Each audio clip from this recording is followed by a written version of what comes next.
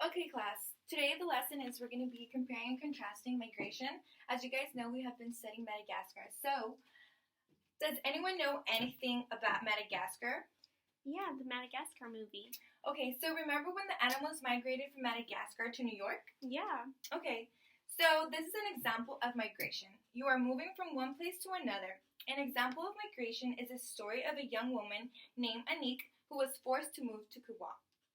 Now, Madagascar did not have a lot of job opportunities. Therefore, the conditions forced Anique to seek the need of a better life.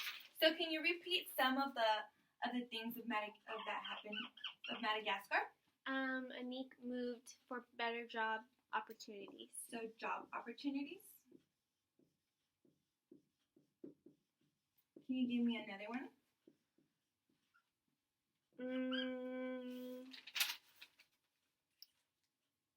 To seek for a better life? Yes.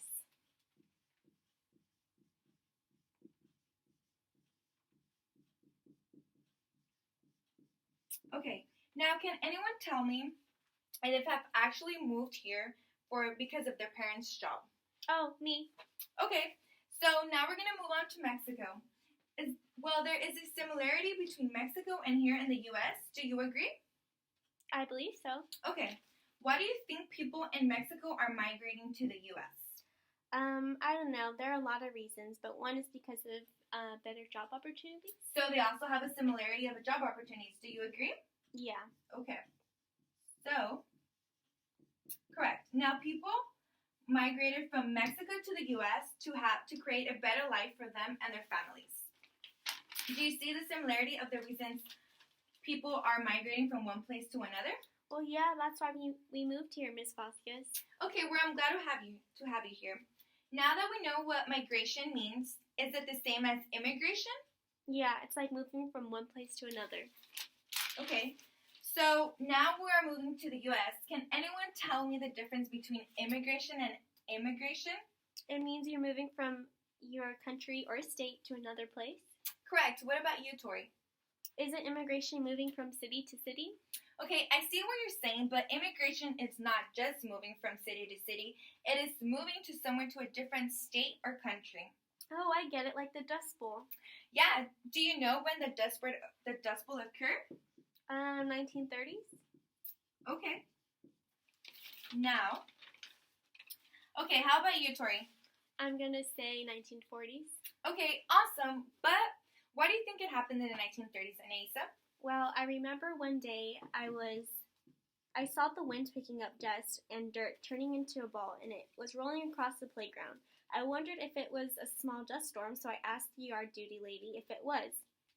Then I asked her if it had happened before, and she said, yeah, that it happened in the 1930s and was called the Dust Bowl. Okay, did you hear that, Tori? 1930s is correct. There was a Dust Bowl in the 1930s. Now, do you think people stayed, or do you think people moved out of the country? I think people stayed within the country. Okay, so you would want to stay in the same place? I would stay in the same state I lived in. Okay, so now that we all know what migration, immigration, do you guys have any question of what migration, immigration means? No? Okay. Okay, to see if you guys understood, can someone tell me a similarity between Madagascar, US, and Mexico? Madagascar and Mexico have similarities because they are looking for better job opportunities and better life. Better life. Job opportunity. And the difference is the U.S. because it was a dust storm and it had nothing to do with job opportunities. So the people that moved from the dust storm to go to California, did they migrate, immigrate, or immigrate?